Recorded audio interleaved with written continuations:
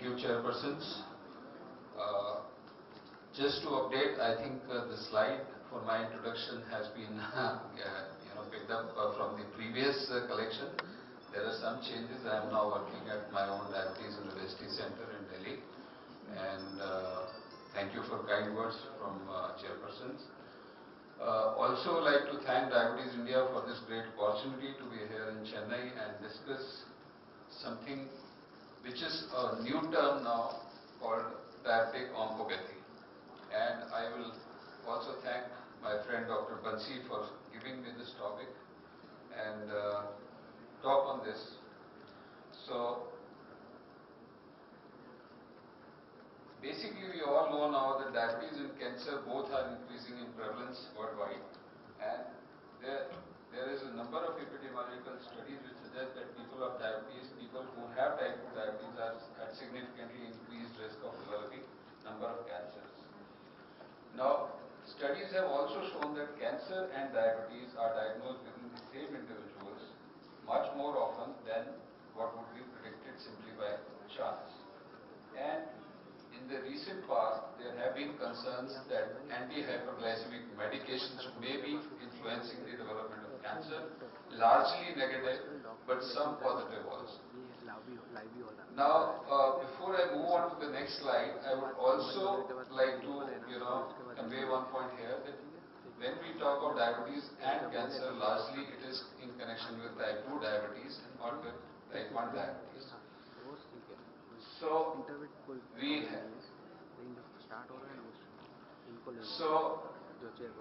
if we look at the complications of diabetes, we know that type 2 diabetes is classically associated with microvascular complications and macrovascular complications. Now we also know that there is increased risk of developing a number of cancers, particularly liver, pancreas, colorectal cancers, gynecological malignancies and breast cancer. So is this the third major group of complications which has recently been named as diabetic oncopathy, which may be possibly an emerging complication of diabetes in the future. Now, in the recent past, there have been two major consensus statements to discuss give adequate highlight to this issue of association of diabetes and cancer. The first one was published by ADA in 2010 in Diabetes Care, and then subsequently there was another consensus statement. This is not working. Excuse me, this presenter is not working. It's very difficult. Sorry. Okay.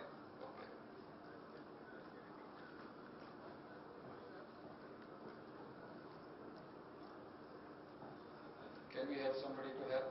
Yeah.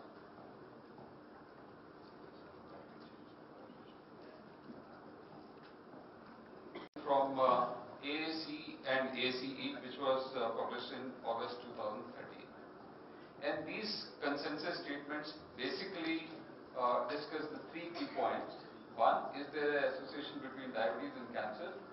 If it is there, what is the possible link or links between diabetes and cancer? And do diabetes treatments have an influence on the cancer risk or cancer risk factors? So let's look at the first point. Is there an association between diabetes and cancer? Well, a number of studies are there which have shown that there is increased risk of cancer in patients with diabetes, particularly risk of liver, pancreas, endometrium, and to a lesser extent risk of cancers of bladder and colorectal cancers. But important thing is that if you look carefully, the risk of prostatic cancer is decreased in patients with type 2 diabetes. Not only the risk of cancers, there is increase in the risk of mortality from cancer in type 2 diabetes patients. And if you look at this slide, there is significant increase in the risk of mortality from cancers of liver, breast, pancreas, oropharyngeal cancers, bladder, colon cancers, and there is small decrease in the risk of mortality from prostate cancer. This was a meta-analysis of number of studies which were based on the electronic search of articles published through October 2011. So this involved 43 studies which tried to document the association between metabolic syndrome and a number of cancers. And these are the results for association in metabolic syndrome and men The pooled patient database was of almost 40,000 patients with diabetes and cancer. So in men there was increase in risk of cancers of liver, colorectal and bladder cancers in patients who had metabolic syndrome. And similarly in women with metabolic syndrome there was increase in risk of endometrial cancers, pancreatic cancers, postmenopausal breast cancer, rectal and colorectal cancers. So there seems to be a link between diabetes and metabolic syndrome and a number of common cancers. Now what is the possible link which is associating diabetes and cancer? Now we know that insulin is produced by pancreatic cells and transported via the portal vein into liver. So one of the hypotheses is that both liver and pancreas are exposed to higher concentration of endogenously produced insulin, and this may be influencing the development or increasing mitogenesis by its action on IGF-1 receptors. Now there may be other factors related to type 2 diabetes like increased steatosis, increased NASH or risk of cirrhosis, which may be contributing to development of particularly liver cancer in patients with type 2 diabetes. Now why is the cancer of prostate decreased? This has been hypothesized that possibly there is decrease in the levels of testosterone, which may be contributing to reduction in the risk of prostatic cancer. We know that type 2 diabetes is associated with hypogonadism and lower levels of testosterone.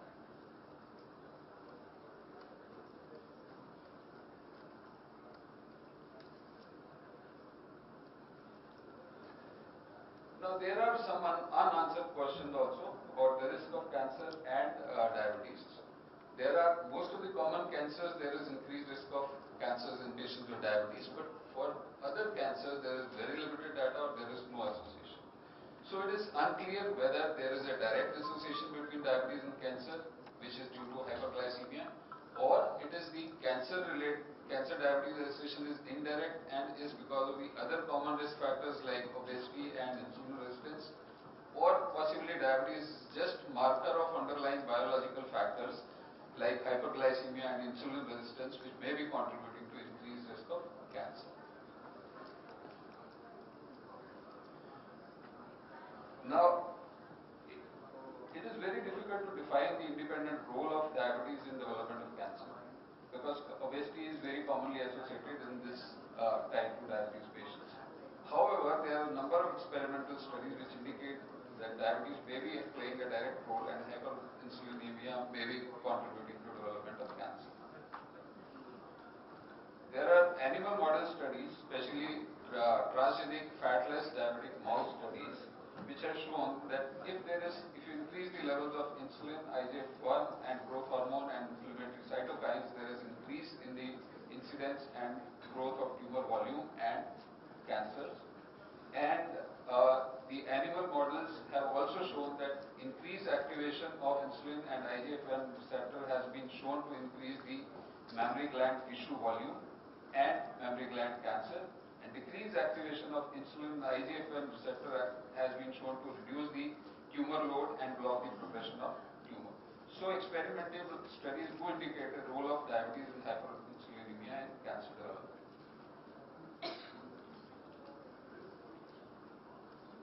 Now, how does cancer develop? Possibly there is chronic excess of calories intake which leads to development of obesity, and prolonged obesity in turn leads to development of insulin resistance, leading to increased insulin, increased IGF-1 activity, increased bioavailability of sex hormones because of decreased production of sex hormone binding globulins, increased pro-inflammatory molecules, all contributing to increase in proliferation and increased genomic stability, decreased apoptosis, leading to development of cancer. So this is the basic hypothesis which links hyperinsulinemia, insulin resistance and development of cancer. Now we also know that in patients who have abdominal obesity, there is increase in insulin levels, hyperinsulinemia, which leads to decrease in the IGF binding protein production and leading to increased levels of free IGF-1. And both increased insulin and IGF-1 lead to increased pro-growth and pro-mitogenic effects promoting the tumor development. Now, there are certain questions. Does diabetes cancer risk rise with duration of diabetes? Well, studies have not shown so. Does glucose lowering therapies increase cancer risk? There have been some concerns, but of late, whatever data we have, the chances are that they don't lead to increase in the cancer risk. Is poor glucose control or bad control of glycemia associated with increased cancer risk? The answer is again no. So, let's come to the third key point, whether diabetes treatments have influence on cancer risk factors. And I am not very comfortable running this presentation because the slides are not going fast enough. Anyways, my apologies for that, but I'll try to do justice. We have we have had concerns regarding the various anti-diabetic therapies leading to increased risk of cancer, starting from the most commonly or one of the most important agents used in management of diabetes, that is the insulin. Then there were concerns with glitazones, GLP-1 analogs, SGLT2 inhibitors, and on the other hand, metformin was shown to be friendly for cancer patients, reducing the risk or mortality with diabetes and cancer. Now coming to the issue of insulin. Well, before early studies with insulin showed that there may be increase in the risk of mitogenicity, all experimental data, but it was not taken seriously because the in vitro mitogenicity was shown to be greater than in vivo mitogenicity, and there was no overall evidence for increased risk of cancer till there were 4 publications in Diabetologia in 2009. And once these publications came, they showed that insulin, specifically glargine, may be associated with increased risk of cancer. Now, subsequent to that, there were a couple of more publications. This was a publication coming from French Diabetes Registry, which showed that there was no overall increased risk of cancer. This was a study from Swedish population looking at breast cancer, which showed that there was no overall increased risk of cancer in women using insulin glargine alone. And then came the Origin study. Origin study was, you all know that it was a study where insulin was given to all new detected pre-diabetes and diabetes patients and was compared to standard care and the primary endpoints were the development of cardiovascular complications. So the idea was to look at whether starting with insulin will reduce CV risk, and one of the another co-primary endpoints was the development of cancers also. And this study also clearly showed that over 6 years usage of glargine was not associated with increase in risk of cancer. And if you look at the data from glargine's Origin study, there was no difference in the standard care and the glargine arm as far as the risk of cancer was concerned. This is a subsequent publication from Origin published last year only, which specifically looked at the cancer outcomes in patients with dysglycemia treated with insulin, and it showed that insulin, glargine and omega-3 fatty acids have neutral association with overall and cancer-specific outcomes and cancer-specific mortality. So no evidence of increased risk with cancer, and the Origin study was pretty reassuring. Now, pioglitazone was one of the other molecules which have been in controversy. There were earlier studies which showed that possibly in rats there was increased risk of bladder cell carcinoma because of increased development of urolithiasis and possibly persistent irritation causing the increased risk. However, the human data, earlier studies showed possible link, but the studies were underpowered to show a statistical significance. Then was a large study based on the Kaiser Permanente database, which is a North California Diabetes Registry. This data publication was based on the analysis of or the database of almost 2 lakh patients, which showed that risk of bladder cancer was increased slightly in patients who were on pioglitazone, and risk increased with the increasing dose and increasing duration of the treatment with pioglitazone. So it concluded that in men there was significant increase in risk of bladder cancer with more than 24 months exposure to pioglitazone or a cumulative dose of more than 28,000 milligrams. Further, there was another study from French population showing that diabetic patients from France pioglitazone exposure was significantly associated with increase in the risk of bladder cancer. Another study showing overall use of pioglitazone was associated with increased risk of bladder cancer. So there were a number of small studies which showed that possibly there was an increase in the risk of cancer. This was another study which looked at the association of bladder cancer and glitazone. It showed possibly both pio and rosi are associated with risk of bladder cancer and was dependent on the duration of exposure to the molecules. There was a small publication from India also, which was a collaborative study published by Dr. Mohan's group, which showed that there was some increase in the risk of bladder cancer. Then rosi, there was a meta-analysis of various studies done, and the data from randomized studies was also analyzed. The record study, adopt study, and another meta-analysis of 80 randomized controlled trials with rosiglitazone. None of them showed that there was increased risk of bladder cancer. Then came the publication from follow-up of proactive study. Now, proactive was one of the most important, largest randomized controlled trials with pioglitazone. This study also showed that, to begin with, the pio arm and the placebo arm did not show any difference in the evidence of overall malignancies.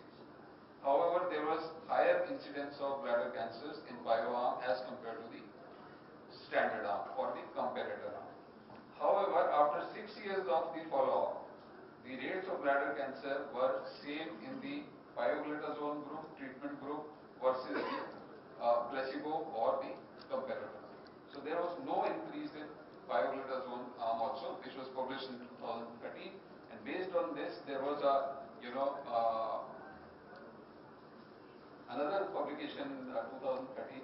This is from the consensus statement that though there is a potential increase in the risk of pioglitazone with bladder cancer, the recent data with pio and bladder cancer essentially remove the statistical significance or the points of very small risk in the patients who are on pio, leading to increased bladder cancer. Now, there is a recent publication which got published in 2014 December online, and this is a multi-population pooled cumulative exposure analysis and looked at association of pioglitazone and bladder risk.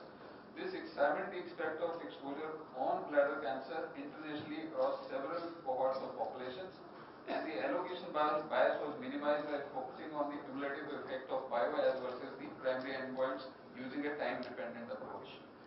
The prescription, cancer and mortality data from people with type 2 diabetes was obtained from 6 populations across the world, which include British Columbia, Finland, Manchester, Rotterdam, Scotland, UK based in database. Overall, 1.01 million persons were included in the study, of which 3,248 incident cases of bladder cancer with 1 month 7 exposed and to the pioglitazone, and median exposure was 4 to 7.4 years.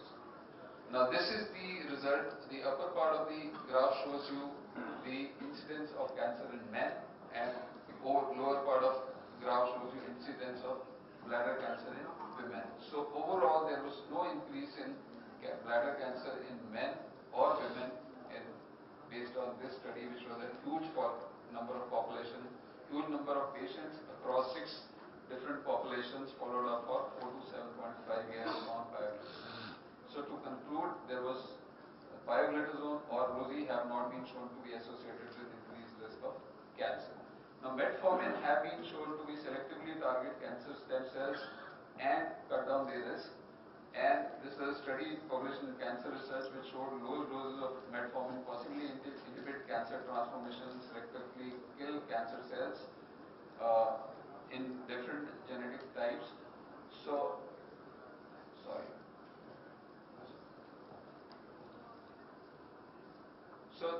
metformin studies have shown there is possibly a decrease in risk of cancer, especially the colorectal and breast cancer, and decrease in risk of mortality from the cancer.